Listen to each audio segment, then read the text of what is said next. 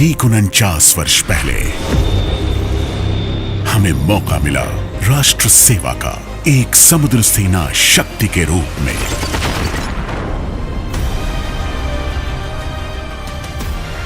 उन्नीस लाखों लोग पूर्वी पाकिस्तान से भागने पर मजबूर हो गए। राजनीतिक समाधान की कोई गुंजाइश नहीं दिख रही थी। संघर्ष जैसे निश्चित हो गया। भारतीय नौसेना को जिम्मेदारी मिली समुद्र से घातक प्रहार जिसके परिणाम हो निर्णायक। पाकिस्तान की परिसंपत्तियों का विनाश समुद्र में और भूमि पर। समुद्री क्षेत्र में प्रभुत्व, भारत भूमि की रक्षा के लिए। पूर्वी और पश्चिमी पाकिस्तान के बंदरगाहों की हर गतिविधि पर रोक। The 1971 war was a watershed moment in the history of the Indian Navy. Admiral S.M. Nanda, the then Chief of the Naval Staff, was very clear that the Indian Navy must adopt an aggressive posture.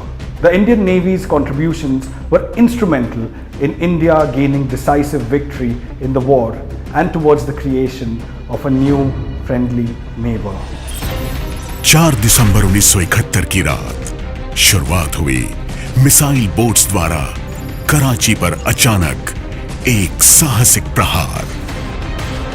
Karachi बंदरगाह और ships बुरी तरह क्षतिग्रस्त हुए। तभी से हम 4 दिसंबर का यादगार दिन मनाते हैं, भारतीय नौसेना दिवस के रूप में।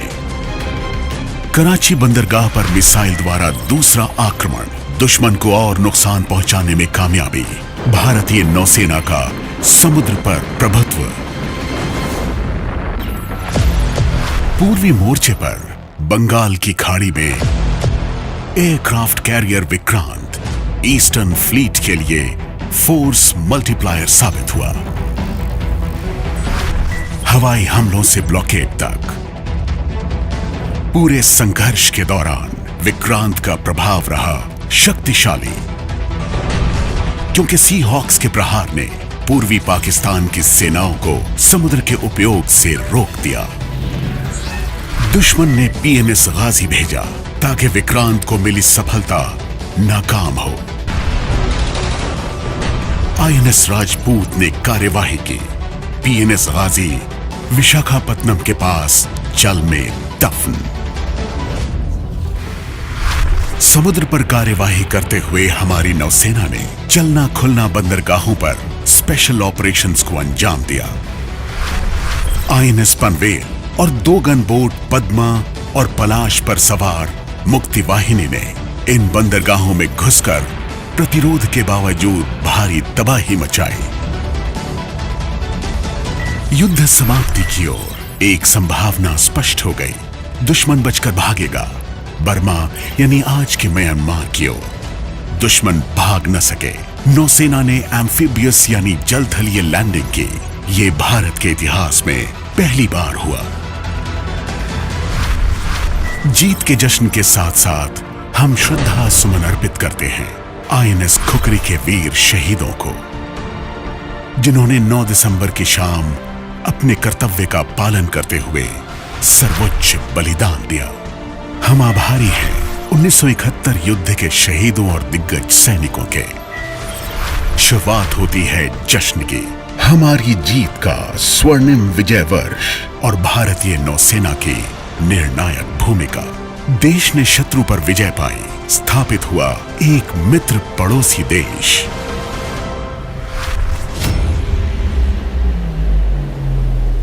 आज भी राष्ट्र सेवा को समर्पण, परंपरागत और नई चुनौतियों से जूझने, उन पर विजय पाने का जज्बा नौसेना की पहचान है। जैसे ही उत्तरी सीमा पर तनाव बढ़ा, नौसेना ने हर स्थिति के लिए तैयारी और तैनाती बढ़ा दी।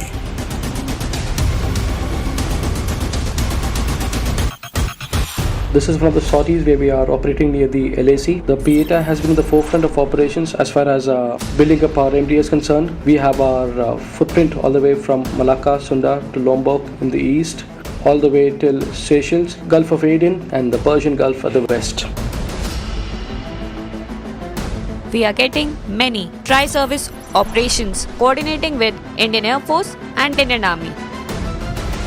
जब कोरोना वायरस पूरी मानवता के लिए खतरा बनकर आया, विश्व मानो अपने आप में सिमटता चला गया, लेकिन भारतीय नौसेना आगे बढ़ी। इस संघर्ष में भी राष्ट्र की कोशिशों को रफ्तार दी। We created 24/7 telemedicine facilities, mobile dispensaries, mobile blood collection centers, state-of-the-art labs for testing facilities, and also COVID management centers across all naval hospitals, across all commands. We were able to save a lot of lives, prevent a lot of infections, and also keep our sea warriors combat ready without affecting operational readiness. Operation समुद्र सेतु और mission सागर ऐसे उदाहरण जो इस कहावत को सही साबित करते हैं कि समुद्र जोड़ते हैं, बांटते नहीं। Though very noble, the task had its own challenges. We had to adopt extreme measures to keep everybody safe, comfortable, and most importantly, to prevent any case of COVID on board. 5 मई 2020 शुरुआत हुई operation समुद्र सेतु यानी सी bridge की, हिस्सा mission Vande Bharat का। भारतीय नागरिकों की स्वदेश वापसी का राष्ट्रीय प्रयास। 55 से ज्यादा दिन, 23,000 किलोमीटर तय।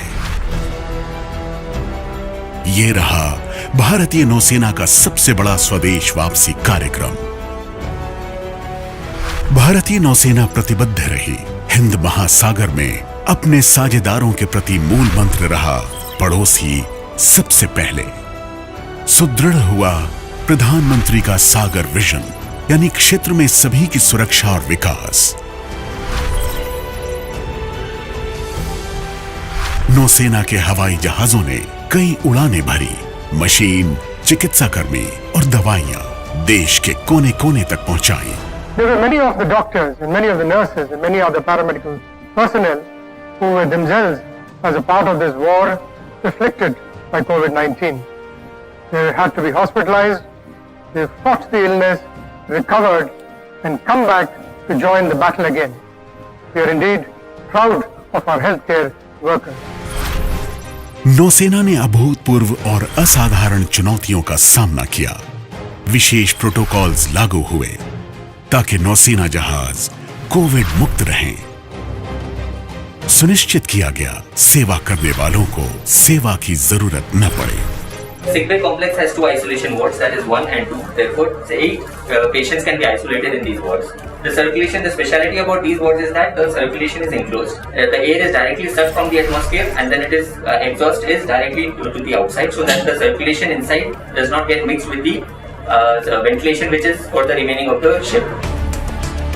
इस मुश्किल घड़ी में नौसेना का हर सैनिक मुस्तैद रहा। अपने कमिटमेंट और साहस से नई नई खोज की।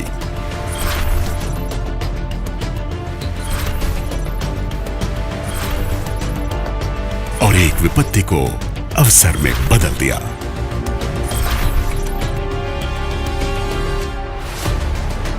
महामारी के बावजूद नौसेना के जहाज तैनात रहे। भारतीय हितों की सुरक्षा और विश्व की समुद्री शक्तियों के साथ साझेदारी में सफलता मिली नौसेना को। हमारी ऑपरेशनल तैयारी महासागर को शांतिपूर्ण रखती है, विकास के लिए मुक्त समुद्री मार्गों का समर्थन करती है।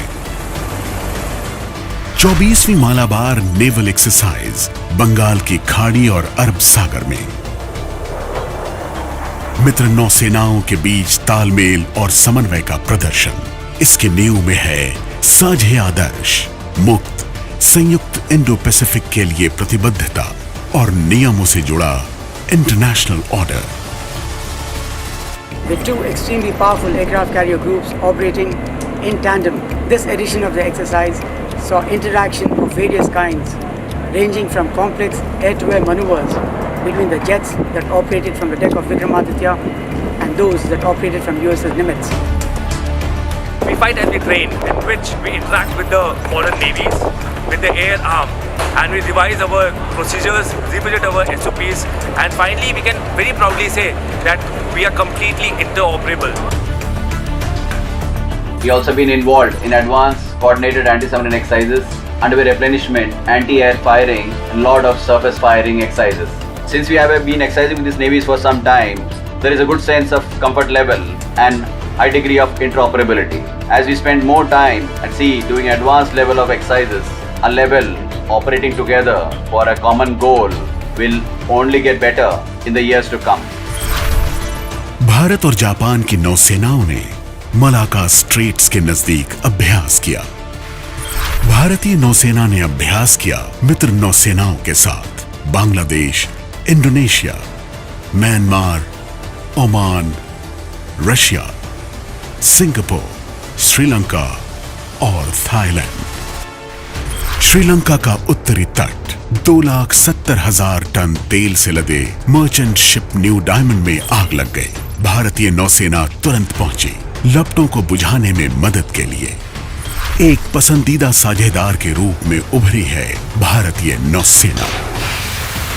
कोविड के बावजूद स्वदेशी जहाज निर्माण जारी रहा।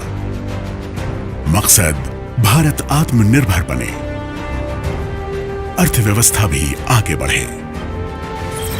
INLCU L57 नौसेना में कमीशन हुआ। स्थान पोर्ट ब्लेयर। एक जल स्थलीय यानी एम्फिबियस जहाज सेना की टुकड़ियों और मशीनों को जहाज से तट तक लाने के लिए। INS कवरत्ती चौथी देश में बनी anti submarine warfare stealth corvette commission हुई। यह है एक युद्ध तैयार platform.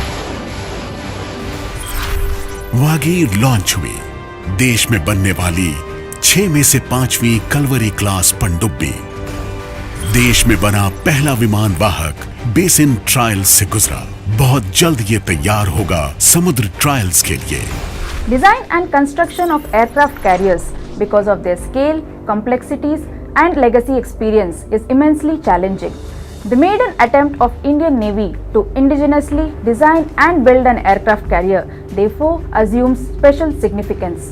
With more than 78% of the equipment and material being sourced from indigenous suppliers, IAC is a true reflection of Prime Minister's vision of Atmanirbhar Bharat. IAC has completed trials of equipment and systems in harbour and is now being readied for sea trials. Ships delivery being targeted by end 2021 will take India into elite group of nations having niche capabilities of design and construction of an aircraft carrier. Naval innovation and indigenisation organisation एक कदम आत्मनिर्भर भारत के लक्ष्य की ओर। नया भारत, एक भरोसेमंद क्षेत्रीय शक्ति, एक महत्वाकांक्षी आर्थिक ताकत। समुद्र की उपेक्षा नहीं कर सकता। भारतीय नौसेना बनाती है विश्वास के पुल हिंद महासागर में मित्र राष्ट्रों के साथ।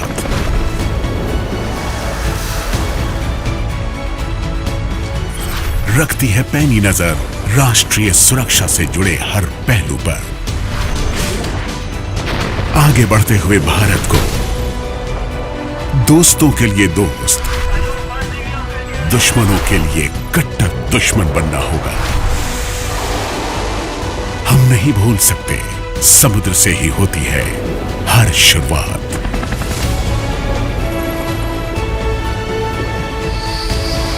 इसलिए भारतीय नौसेना हमेशा रहेगी युद्ध तत्पर, विश्वसनीय और सुगठित।